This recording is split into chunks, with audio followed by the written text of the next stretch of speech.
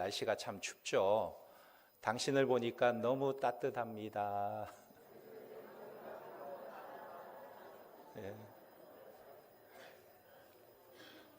오늘 말씀은 목적이 있는 성도라는 제목으로 말씀을 전하겠습니다. 생텍쥐페리라는 유명한 작가가 있습니다. 프랑스 화폐에 그의 얼굴이 나올 정도로 영향력이 있는 사람인데 그의 전기를 보면 이런 말이 나옵니다. 만약에 당신이 배를 건조하기를 원한다면 나무를 모아오라고 소리치며 임무를 분담시키고 일하라고 명하지 말고 오히려 그들로 하여금 광활하고 끝이 없는 바다를 향한 동경을 불러일으키라. 말하자면 지도자는 잔소리하는 사람이 아니라는 것입니다. 갈 방향을 손가락으로 가리키는 사람이라는 거예요. 사람은 자기가 가야 할 방향을 알아야 꿈을 꾸고 행동을 하게 되는 것입니다. 그런데 사람이 가야 할 방향을 잘못 잡으면 그 인생을 허비하게 되는 것입니다. 예를 들면 예전에 아이들에게 너 커서 뭐가 될래? 그러면 옛날에는 아이들이 다 대통령 되겠다고 그랬어요. 대통령이요, 대통령, 장군, 장관 뭐 이런 이야기를 주로 했습니다. 왜 그런 말을 하냐면 이 사회가 온통 출세하고 높은 자리에 올라가는 것이 훌륭한 인생이라는 잘못된 방향을 바라보고 있었던 것입니다. 그런데 요즘 아이들에게 이제 너 이 다음에 뭐가 될래? 라고 물으면 좀 많이 달라졌어요. 2000년대 초반만 해도 연예인, 프로게이머, 프로그래머 뭐 이렇게 말했어요. 2020년대에 들어서서는 또 바뀌었습니다. 너 뭐가 될래? 그러면 유튜버, 웹툰 작가, 의사, 약사 이런 이야기를 한대요. 요즘은 유치원 때부터 의대 입시반이 있다고 그래요. 이것은 시대의 방향을 보는 것입니다. 그런데 오늘 본문 6절에 보면 제자들이 예수님께 묻기를 주께서 이스라엘 나라를 회복하심이 이때니까 묻고 있어요. 이게 무슨 말이냐면 지난 3년 동안 예수님을 따라다녔던 제자들의 마음속에서 바라보았던 방향이 하나 있었어요. 그것이 바로 이스라엘 나라를 회복하는 것입니다. 예수님을 볼 때에 예수님 저분이라면 하늘의 권능으로 우리 민족을 로마의 압제에서 해방시키고 세상에서 최고 가는 민족으로 부흥시킬 수 있겠구나. 예수님을 바라볼 때 그런 비전을 가진 것입니다. 그래서 저들은 예수님께 소망을 두고 따랐던 거예요. 더 나아가서 이렇게 이스라엘 나라가 회복되면 나도 예수님의 좌편에 우편에 앉아서 한자리를 할 수 있겠구나. 이런 야망도 가지고 있었던 것입니다. 그래서 복음서에서 이해하지 못했던 부분이 생각나는 거예요. 복음서에서 보면 예수님께서 십자가에 죽으실 것을 말씀하시는 내용이 복음서 안에 3분의 1가량이 나오는 것입니다. 예수님께서는 제자들에게 너희가 나를 팔리라. 내가 십자가에 매달려 죽고 3일 만에 살아나리라 계속해서 말씀하고 계시는데 그런데 제자들은 그 말을 듣고도 한 사람도 무슨 말을 하시는지 깨닫지 못하는 거예요. 왜 저들은 예수님이 하시는 말을 못 알아들을까? 우리가 성경을 읽어보면 지금 예수님께서 십자가에 죽으시고 사흘 만에 부활하신다는 말씀을 하고 계시는데 왜 제자들은 알아듣지 못하고 딴소리를 하고 있을까? 마가복음 10장에도 보면 예수님께서 거기서도 내가 이제 죽고 사흘 만에 부활하게 될 것이다 말씀하고 계시는데 그 순간에도 제자들은 뭐라고 말하냐면 주님께서 이스라엘 나라 회복하면 저는 우편에 서게 해주세요. 저는 좌편에 서게 해주세요. 심지어 이 제자들의 어머니까지 가세해서 주님 우리 두 아들을 하나는 오른편에 하나는 왼편에 좀 세워주세요. 주님께 이런 간청을 하고 있다는 거예요. 그런데 오늘 말씀에서도 보니까 예수님께서 십자가에 죽으시고 부활하신 뒤에도 저들의 생각이 바뀌지 않았다는 거예요. 오히려 예수님께 묻는 것이, 선생님, 이제 십자가에 죽으시고 부활하셔서 죽음의 권세까지 이기셨으니 이제 그 놀라운 능력으로 저 로마를 물리치고 우리 민족을 구원할 때가 이때입니까? 아직도 저들은 그 꿈에 대해서, 그 환상을 버리지 못하고 있는 것입니다. 이 질문에는 저들의 마음이 담겨져 있는 거예요. 주님, 우리의 꿈은 도대체 언제 이루어집니까? 예수님을 그렇게 목숨 걸고 쫓아다녔는데 우리의 꿈은 어떻게, 언제 이루어집니까? 묻고 있는 것입니다. 그러나 예수님께서 복음서에서 가리키는 방향은 제자들의 생각과는 완전히 달랐어요. 제자들이 생각하는 꿈은 위대한 민족을 이루는 꿈이었지만 예수님은 다른 곳을 가리키고 있었습니다. 제자들의 생각과 예수님의 생각이 완전히 달랐어요. 예를 들면 우리도 순복음의 계열의 사람들은 이 사도행전을 말할 때 뭐라고 말하냐면 성령행전이다, 이렇게 말합니다. 성령행전. 그런데 성령행전으로 바꿔 부르는 이유가 무엇입니까? 저들이 사도행전이라고 말하면 이 사도들의 일인데 베드로와 요한, 야고보, 바울, 이들이 주요 인물로 떠오르는데, 사람을 중심으로 사도행전이라고 한다면 이 사도들로 하여금 말하게 하고 행동하게 해준 성령의 활동이 좀 약하게 보이지 않습니까?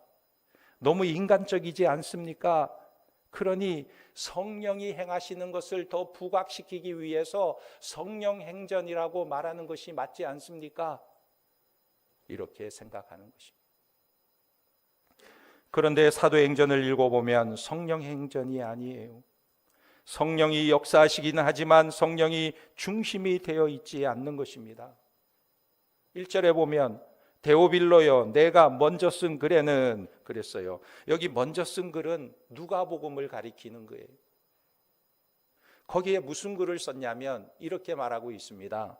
오늘 말씀 1절에 데오빌로여, 내가 먼저 쓴 글에는 무릇 예수께서 행하시며 가르치시기를 시작하신부터 그가 택하신 사도들에게 성령으로 명하시고 승천하신 날까지의 일을 기록하였노라 그랬어요. 여기 1절 2절에서 보면 누가 주어입니까? 누가 주체예요? 성령님입니까? 아니죠. 누가 주어입니까? 예수님이 행하시고 예수께서 행하시고 예수님이 주어라는 거예요. 예수께서 행하시고 가르치고 사도들을 명령하시는데, 그렇게 명하시는 그 명령의 통로가 누구냐? 성령이라는 거예요. 예수님이 주체가 되시고 성령을 통해서 역사하신다는 것입니다. 그러니까 초점은 사도들이 아니고 성령님도 아니고 예수님이시라는 거예요. 그런데 사람들이 성령행전이라고 말하는 이유가 무엇일까요? 우리도 30년 전에 성령행전이라는 말을 많이 썼습니다. 왜요? 성령의 역사를 너무나 사모하기 때문에. 이 사도행전에 보면 성령의 역사가 불같이 일어나는 모습이 많이 있기 때문에. 무엇을 말하냐면 사도들이 행하는 수많은 기적과 능력에 초점을 두고 있기 때문에 성령행전이라고 말하고 싶은 거예요. 우리는 이것을 가리켜서 동상이몽이라고 말하는 것입니다. 생각이 다른 거예요. 여러분들은 어떻게 생각을 하고 어떤 꿈을 꾸고 계십니까? 왜 여러분들은 교회에 나옵니까? 예수님은 하나님 나라의 일을 말씀하시는데 제자들이 다른 꿈을 꾸고 있는 것처럼 사도행전은 예수 그리스도의 일을 이야기하고 있는데 성령행전이라고 말하면서 그 초점을 기적이나 능력이나 이사에 맞추고 있는 것처럼 우리의 신앙은 무엇에 초점을 맞추고 있습니까? 우리는 여기서 신앙의 아주 중요한 부분을 조금 고쳐야 되는데, 그것이 무엇이냐면, 내가 예수를 믿어서 구원 얻었으니 만사형통할 거야.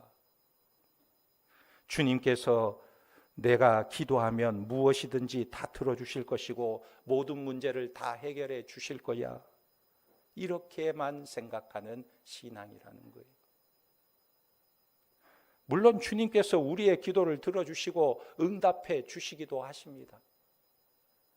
그러나 그것은 부차적인 거예요. 본질이 아닙니다. 그렇다면 우리의 신앙이 더 온전한 모습으로 나아가야 하는데, 그것이 무엇이냐는 거예요. 그것은 바로 하나님이 하시고자 하는 일에 나를 불러주셨다는 거예요. 그것은 바로 하나님의 하시는 일에 나를 불러주셨다. 다시 말하면 소명을 가지는 신앙을 말하는 것입니다.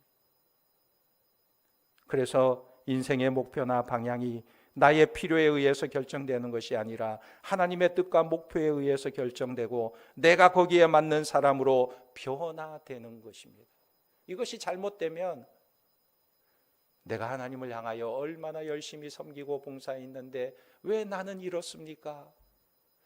내가 하나님께 얼마나 헌신하고 교회를 위해서 봉사했는데 왜 내 일은 잘 안 풀리고 이렇게 어려움 속에 곤두박질 치고 있습니까? 하나님을 원망하는 자로 순식간에 변하게 되는 것입니다. 그러나 오늘 말씀 3절에 보세요.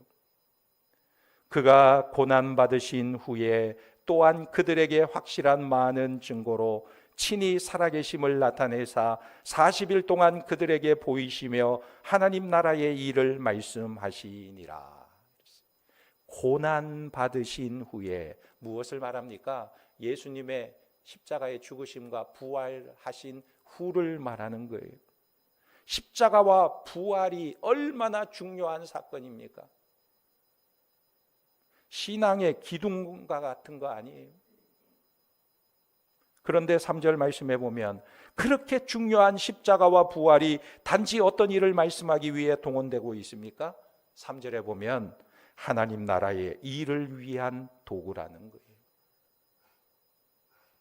영원한 목적은 하나님 나라이고 십자가와 부활은 그 일의 시작일 뿐이라는 것입니다.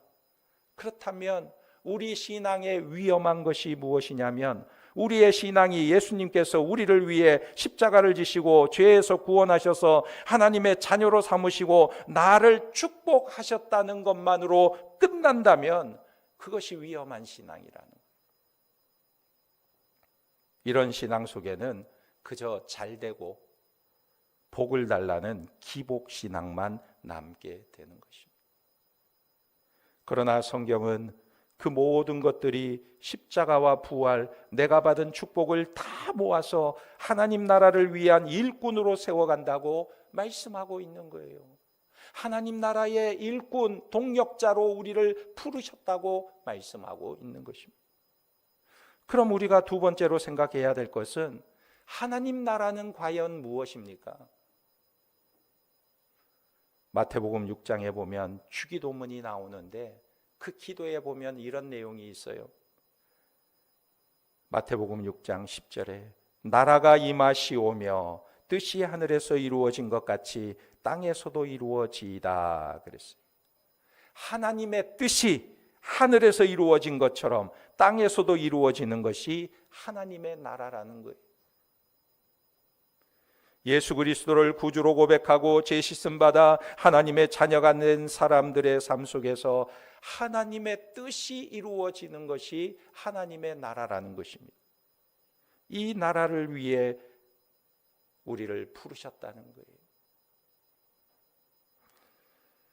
하나님께서 세우시고 하나님께서 다스리시고 하나님께서 통치하시는 나라가 바로 세상 나라가 아닌 하나님의 나라라는 것입니다. 이 나라는 예수님의 십자가와 부활과 승천으로 이미 이루어졌는데 아직은 완성이 되지 않았어요. 그래서 미완성의 나라입니다. 그러므로 이 나라를 완성해가는 사명을 우리에게 주시고 그 사명을 우리와 함께 이루어 가시겠다고 말씀하고 있는 거예요. 그러니까 얼마나 놀라운 일입니까?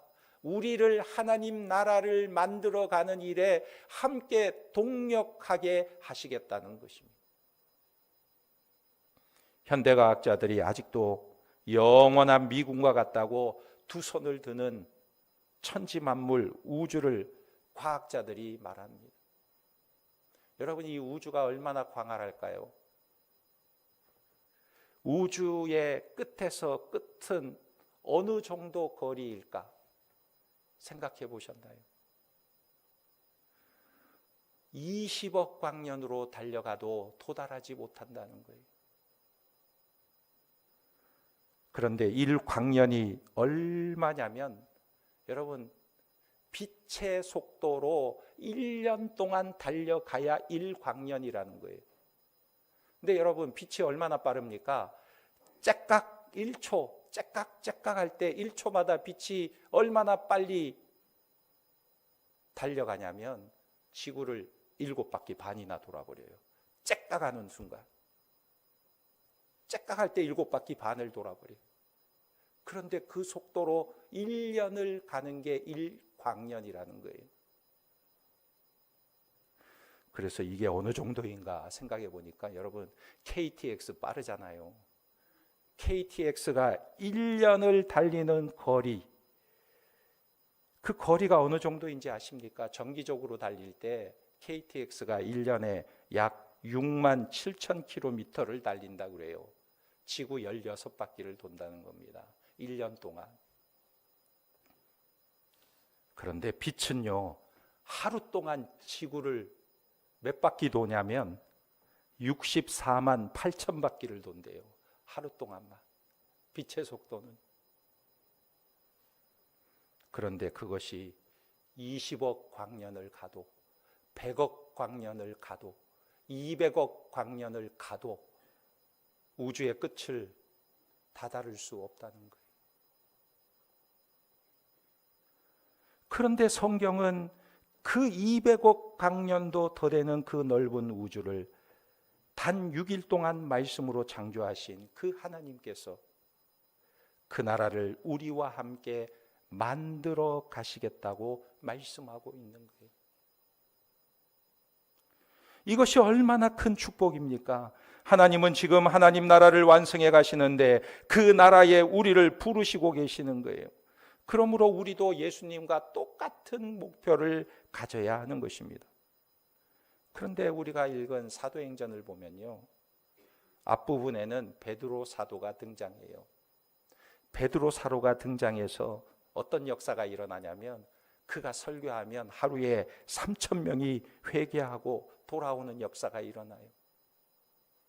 베드로가 안진뱅이에게 손을 잡아 일으키면 그 안진뱅이가 벌떡 일어나는 것입니다. 아나니아와 삽비라에게 한마디 말하면 그들이 그냥 죽어버려요. 얼마나 놀라운 기적과 역사가 일어나는지. 그런데 이 베드로가 어느 날 갑자기 이 사도행전 속에서 조용히 사라져버려요. 그리고는 그 대신에 사도 바울이 등장하게 됩니다. 그런데 이 바울이 나와서 사역을 할 때 가는 곳마다 복음을 전하는데 교회가 세워지고 죽은 유두고를 위해 기도해주면 죽은 자가 살아나고, 바울이 독사에 물려서 죽었다고 다 생각했는데 독이 해독되어서 살아나고, 놀라운 기적의 역사가 바울을 통해서 일어나고 있는 것입니다. 그런데 사도행전 끝부분에 가면 어떻게 사도행전을 맺고 있냐면 맨 끝에 28장 30절 31절에 보면 아주 시시하게 끝이 나요. 이렇게 말합니다. 바울이 온 이태를 자기 셋집에 머물면서, 여기 셋집은 전셋집이 아니고 감옥을 말하는 거예요. 마지막에 바울이 감옥에 머물러 있었다. 자기에게 오는 사람을 다 영접하고 하나님의 나라를 전파하고 살아나는 기적이 일어나다가 끝에 가서는 조용히 끝이 나요. 아주 시시하게 감옥에 갇혀 있는 모습으로 끝이 나요. 왜 그렇습니까? 사도행전이 말하려고 하는 것은 이 베드로 사도의 놀라운 역사, 바울의 놀라운 역사가 아니에요. 그들이 주인공이 아닙니다. 하나님께서 이루어 가시는 거대한 작품이자 목표인 하나님 나라를 이루어가는 일에 그 일부분에 그들이 하나님께로부터 쓰임받았다는 것을 말하고 있는 거예요.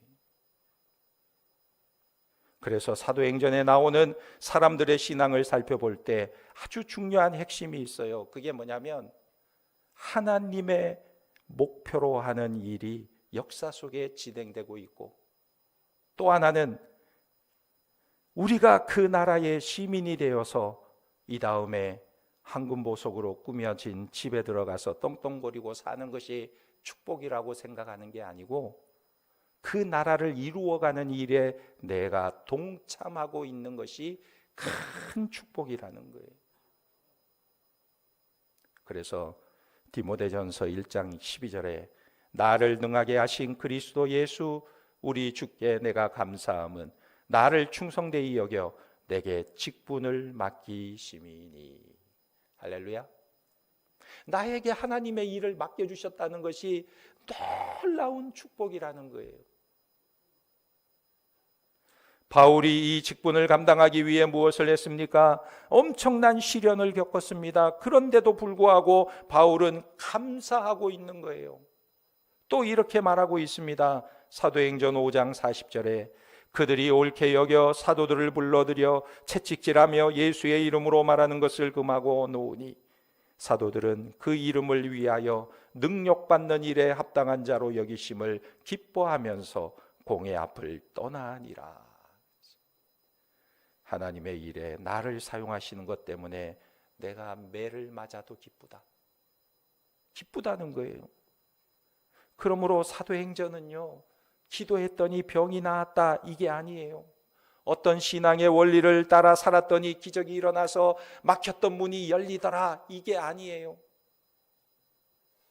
하나님 나라를 위해 사람을 사용하시는 하나님의 위대하심에 대한 기록이자 사람들이 그것을 기뻐하면서 받아들이며 인생의 목적이 바뀌어서 하나님 나라를 위해 살아가는 사람들의 모습을 기록하고 있다는 거예요. 그렇다면 성도 여러분들도 하나님 나라의 일꾼으로 부르신 하나님의 존재에 대해서 알고 있습니까? 이것을 아는 것이 참된 신앙이고 기쁨인 것입니다. 그럼 우리는 어떻게 이 하나님 나라를 감당할 수 있을까요? 오늘 말씀해 보면 복음을 거부하는 세상 분위기는 여전한데 연약한 제자들이 어떻게 어렵고 힘든 사명을 감당할 수 있었을까? 누구보다도 주님은 우리의 연약함과 세상의 악함을 잘 아시고 계시는데 어떻게 그것을 맡겨주셨을까? 그래서 주님은 저들에게 한 가지를 약속하고 계십니다. 그 약속이 무엇이냐? 4절 5절입니다. 4절에 보면 사도와 함께 모이사 그들에게 분부하여 이르시되 예루살렘을 떠나지 말고 내게서 들은 바 아버지께서 약속하신 것을 기다리라. 요한은 물로 세례를 베풀었으나 너희는 몇 날이 못되어 성령으로 세례를 받으리라 하셨느니라. 할렐루야. 이게 무슨 말입니까? 예수님께서는 누가복음 12장 49절에 독백 같은 말씀을 하셨어요. 뭐라고 말씀하셨냐면 내가 불을 땅에 던지러 왔노니 이 불이 이미 붙었으면 내가 무엇을 원하리요? 나는 받을 세례가 있으니 그것이 이루어지기까지 나의 답답함이 어떠하겠느냐? 답답해 하셨어요. 나의 받을 세례와 불이라는 게 무엇이냐면 십자가의 고난과 불세례를 말하는 것입니다. 말하자면 십자가의 불세례를 받지 않고는 인류를 구원할 수 없으니 예수님께서 십자가를 지기로 작정하신 거예요. 그런데 아직까지는 십자가를 안 지셨으니까 답답한 마음이 있어서 그것이 빨리 이루어지기를 원한다는 말씀을 하고 있는 거예요. 그런데 사도행전에 들어오면 예수님께서 그 어디에서도 답답해 하시는 모습이 없습니다. 답답해 하지 않으세요? 왜 그렇습니까? 그 이유가 있습니다. 그것은 바로 성령이 오셨기 때문이에요. 성령이 오셔서 영원히 하나님의 사람들과 제자들의 마음속에 거하고 계시니까 답답해 하지 않으시는 거예요. 그래서 5절에 보면 너희는 몇 날이 못되어 성령으로 세례를 받으리라 그랬어요. 그런데 여기 5절에 성령 세례입니까? 성령으로 세례입니까? 뭐라고 쓰여 있어요? 성령으로 세례죠? 성령으로 세례? 성령으로 세례입니다. 이게 무슨 의미냐면 만약에 성령 세례라고 한다면 성령께서 주시는 은사가 강조되는 거예요. 방언이나 신유나 무슨 특별한 은사나 체험이 있어야 성령 세례를 받은 것으로 인식되는 거예요. 그래서 지금도 많은 사람들이 특별한 성령의 체험을 찾아다니고 있는 거예요. 신유, 은사, 방언, 기적 이런 걸 구하고 있는 것입니다. 그러나 반대로 이것이 성령으로 세례라고 한다면 그 성령이 주체가 아니라 성령을 주시는 분이 강조되어야 하는 것입니다. 그러므로 성령 세례는 성령으로 세례 주시는 분이신 예수님과 내가 연합해서 그분만에 내가 들어가고 그분이 내 안에 들어와서 그분과 내가 한 몸이 되어 영원히 함께 사는 것을 말하는 것입니다. 그래서 4절을 다시 보면요, 그들에게 분부하여 이르시되 예루살렘을 떠나지 말고 내게서 들은 바 아버지께서 약속하신 것을 기다리라 그랬어요. 성령을 받을 때까지 예루살렘을 떠나지 말라 말씀은 중요한 의미가 있는 것입니다. 왜냐하면 이것을 에스겔 선지자가 예언했기 때문에 그래요. 에스겔 47장에 보면 성령의 상징인 물이 등장합니다. 이 물이 성전 동편물에서 흘러나와서 제단을 적시고 또 흐르다가 발목을 덮고 무릎을 덮고 허리를 덮고 드디어 헤엄쳐 건너갈 강이 되어버려요. 그런데 이 물이 흐르는 강가를 보니까 나무들이 울창하고 물이 이르는 곳마다 나무는 물론이거니와 물고기가 번성하게 되는 것입니다. 이것이 바로 성령의 의미하는 것입니다. 그리고는 에스겔서는 이렇게 결론을 내립니다. 에스겔 48장 35절에 그날 후로는 그 성읍의 이름을 여호와 삼마라 하리라. 여호와 삼마라 하리라. 그날 후로 무엇입니까? 예수님이 십자가에 죽으시고 부활하시고 성령이 강림하심을 말하는 거예요. 그 성읍의 이름을 여호와 삼마라. 이 삼마라는 말은 여호와께서 거기 계신다, 임마누엘을 말하고 있는 거예요. 성전에 임하시는 성령의 영광이 이제는 마가의 다락방에, 그것도 120명의 각 개인 위에 불의 혀같이 임하게 된다는 거예요. 그때는 성전이 예루살렘에서 사도들의 가슴으로 옮겨갔다는 것입니다. 이것을 에스겔 선지자가 예언하고 있는 거예요. 이제부터 사람들이 움직이는 곳에서 하나님 나라 생명력이 뻗어나가고 모든 것이 살아나게 되는 놀라운 역사가 있게 된다는 것입니다. 이렇게 해서 우리는 하나님 나라를 위해 나를 부르시고 나와 동행하시는 그 위대한 역사가 내 속에서 이루어지게 되는 것입니다. 사도 바울은요, 마지막에 이 감옥에 갇혀 있는 모습으로 그의 인생이 이제 끝이 났지만, 그러나 우리가 그 뒤를 이어서 계속해서 사도의 행전을 써 나가게 되었다라고 말씀하고 있는 것입니다. 그래서 오늘 우리의 신앙의 자세는 달라져야 하는 거예요. 성령께서 오신다는 것은 그가 오셨으니 기쁘다, 능력받아라, 그렇게 하기 이전에 하나님 나라의 건설을 위해 우리를 중요한 대상으로 삼아주시고 우리를 내면으로부터 변화시키는 거예요. 이것이 바로 성령이 임하는 것입니다. 그래서 변화된 마음 속에 확신을 가지고 주님을 위해 쓰임받는 인생이 되는 거예요. 북한에서 탈북한 탈북자가 있는데 평양 방어 사령부의 정치 장교 출신 탈북자입니다. 이분이 남한 땅에 와서 목사가 되었어요. 심주일 목사입니다. 이분은 배가 고파서 탈북한 것이 아니에요. 북한군 내에서도 엘리트 중에 엘리트였던 소위 뼛속까지 공산주의자였던 사람이었습니다. 그런데 이분이 우연히 몰래 성경책을 읽게 되었는데 성경을 읽다가 그만 털썩 주저앉게 되었어요. 큰 충격을 받게 되었습니다. 그 내용이 뭐냐면 창세기 1장 26절 말씀을 읽다가 충격을 받게 된 거예요. 꼬꾸라지게 된 것입니다.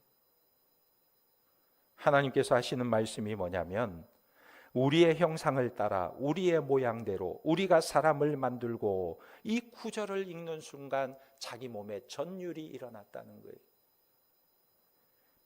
평생 자기는 수령을 위해서 총폭탄이자 당의 부속품에 불과하다고 생애 다행해 왔어요. 우리는 어떤 존재냐? 수령을 위해서 총폭탄, 당의 부속품에 불과하다, 이런 존재로 여겨왔는데 성경을 보니까 성경은 우리가 어떤 존재냐? 하나님의 형상을 닮은 존귀한 존재라고 선언하고 있기 때문에. 그래서 그때 그는 깨닫게 되었습니다. 야, 김일성 주체 사상은 성경을 도둑질해서 만든 가짜구나. 인간을 하나님의 형상이 아닌 독재자의 노예로 만들고 있구나. 자신이 평생 목숨 걸고 외우고 가르쳤던 북한의 당위 유일 사상 10대 원칙이 바로 10계명을 도용한 내용이었구나. 내가 평생 섬긴 대상이 가짜이구나. 나는 속았구나. 이 사실을 깨달은 후에 그는 그 좋던 기득권을 다 버리고 목숨을 건 탈북을 감행하게 됩니다. 자신이 하나님의 형상으로 지어졌음을 깨닫자 더 이상 거짓된 우상에게 충성할 수가 없었어요. 결국 그는 그 모든 특권을 다 버리고 목숨을 걸고 탈북하게 된 것입니다. 과거에 그는요, 사람을 옥죄는 정치 장교였지만 남한 땅에 와서 복음을 받아들이고 나서는 견딜 수 없어서 이 복음을 전하며 생명을 살리는 일에 쓰임받고자 하는 마음으로 신학을 하고 목사가 되었습니다. 그리고 하나님 나라의 장교로 완전히 그의 인생의 방향과 목적이 바뀌게 되었어요. 여러분, 내가 누구인지, 내가 누구를 섬기고 있는지 이것을 알 때 우리의 인생의 목적이 달라지는 것입니다. 사울이 변하여 바울이 된 것처럼 하나님 나라의 진짜 꿈을 발견한 인생의 주인이 바뀌고 삶의 목적이 바뀌게 되는 것입니다. 오늘 우리는 무엇을 쫓고 있습니까?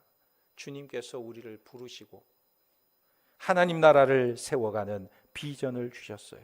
이 비전을 품고 달려가는 하나님의 백성들이 되시기를 예수님의 이름으로 축원합니다. 아멘. 기도하겠습니다.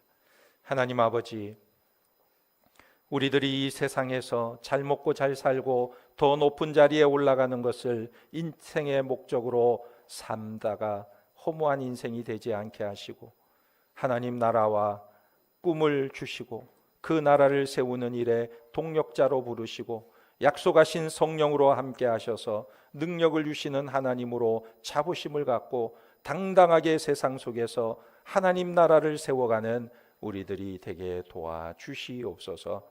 예수님의 이름으로 기도하옵나이다.